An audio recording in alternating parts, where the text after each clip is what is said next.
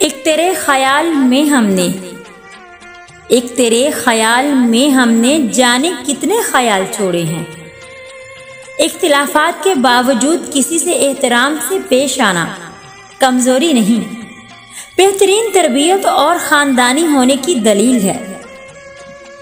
जिंदगी में बड़ी से बड़ी बात पर भी हार ना मानने वाले लोग कभी बहुत छोटी सी बात पर टूट जाते हैं। अगर आराम और सुकून चाहते हो तो हर चीज में मुख्तसिर रहना सीखो, गुफ्तगू में, एहसासात में और कभी कभी तो लोगों के चुनाव में भी। वो रिश्ते बड़ी नेमत होते हैं जिनके सिर्फ हाल पूछ लेने से तबीयत में सुधार आ जाए।